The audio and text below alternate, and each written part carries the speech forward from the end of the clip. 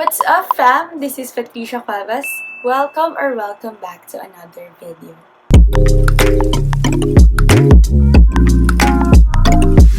So for today's video, as you have read in the title, my favorite Korean skincare brand has sent me another product for us to review. So this time, ang pinadala naman nila sa akin is itong SNAIL TRUECICA Miracle Repair Serum.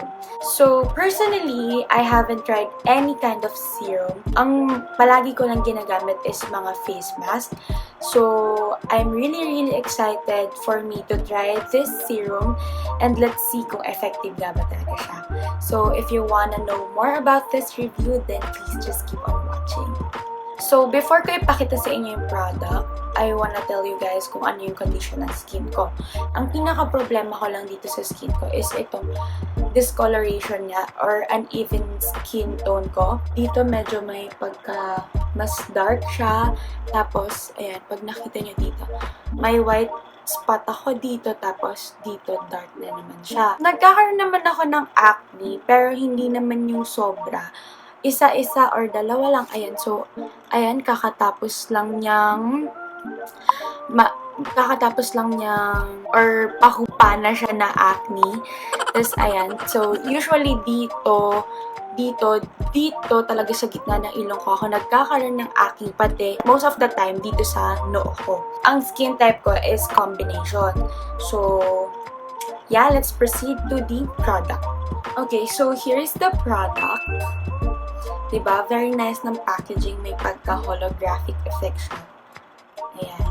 Yung length niya around 4 inches lang siya. So, maliit lang talaga din siya. SNAIL TRUECICA Miracle Repair Serum. And then, around its packaging is another Korean language na syempre hindi natin maiintindihan. Ayan, naka-sealed pa siya. And let's open it. Ayan. It has a nice packaging actually. Ganito lang siya kalaki. Very parang plastic naman siya. I guess it's a high-end plastic. And it says here, SNAIL TRUECICA Miracle Repair Serum. And another Korean language na siya hindi natin maiintindihan.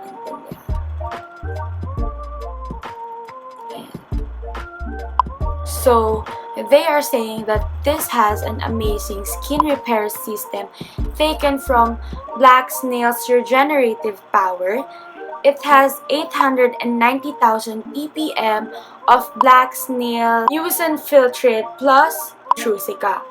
So, personally, SomeByMi has developed a solution formulated with magwort, tea tree, cica, and etc. It has natural BHA and white willow bark extracts in which will give you exfoliation and soothing effect. It also has allantoin and sage extracts in which will give us healing effect and recovery. It is also whitening and anti-wrinkle. Plus, it is skin irritation testing completed. So, I'm very confident that my hands are clean. So, let's go. So, you open it. Ayan siya. I'm gonna put some at the back of my hand. And tingnan natin kung paano yung consistency. Oops! First pump, wala pa. Second pump, wala pa. Third pump. Ayan! Nakita niyo ba yun? Ayan. So, ayan yung consistency niya. Ganyan siya. Parang it's kind of lightweight, no? Hindi siya masyadong sticky, pero hindi siya masyadong malapot. Ayan. I'm going to focus here sa mga dark side. Let's go. First application. Nice. It's lightweight. Para lang siyang moisturizer. Hindi mo mararamdaman na serum na pala yung nilalagay mo. Naramdaman ko na agad yung soothing and cooling effect niya. Yung amoy niya, hindi hindi naman siya harsh smell. So, sabi, for oily skin daw, kailangan daw itatap mo siya. Since I have a dry skin or combination skin, sabi doon na you have to apply it several times. So, I'm going to apply it again. Ayan. Second application. Sayang. Ayan. Yung amoy niya talaga, may pagka-amoy siya ng massage oil, ganun. Pero ang bango niya. I will try this for a week talaga. As in, consistent na 1 week. Then, I'll go back to you guys and ipapakita ko sa inyo yung before and after. Para lang siyang moisturizer na nilalagay talaga. Hindi mo talaga iisipin na serum yung nilalagay mo. Kasi actually, dun sa mga face mask na ginagamit ko, yung mga serum nila, sticky pa din siya after use eh. There. Siyempre, hindi pa naman natin makikita yung effect niya after 1 use lang, diba? So, I'll really go back to you and I'll document it kung talaga bang effective and kung may nabago ba siya dito sa skin ko. I'll really focus here kasi gustong-gusto na talaga tong maging pantay siya sa kulay ko dito. Hindi siya nagkakaroon ng acne pero tumatagal din sa face ko yung scars.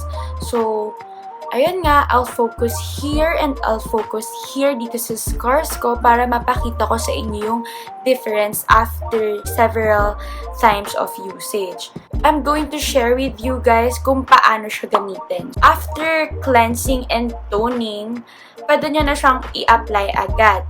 So, for oily skin, as I said, light tapping lang. Kasi syempre oily. And for dry skin, just like me, I used it several times. I mean, naglagay ako several layers. So, after using the serum, my face really feels soft. Nakikita nyo ba? Hindi talaga siya oily at all. And it feels very rejuvenated. And very lightweight lang yung product. Hindi siya very oily and it is non-sticky. Yun yung pinaka-gusto ko yung non-sticky kasi naiirita talaga ako sa mga products na very sticky sa face and mabigat siya. So, eto, very lightweight and non-sticky. So, let's see kung talagang ma-repair niya yung skin natin. So, as I said, I will go back to you guys after a week and I will document it every time na gagamitin ko tong product na to. Kasi I want to show you guys if it'll really work for me. So, since may part 2 pa tong video na to, I guess dun ko na lang tatapusin yung overall review ko para dito sa SNAIL TRUECICA Miracle Repair Serum. So guys, tune into my next video. I'll get back to you after a week because I am going to show you the results ng paggamit ko nito after several days. So I guess that's all for today's video. I hope you enjoyed watching it as much as I love doing it. So yeah, again, this is Patricia Cuevas. I'll see you after a week. Bye. God bless you.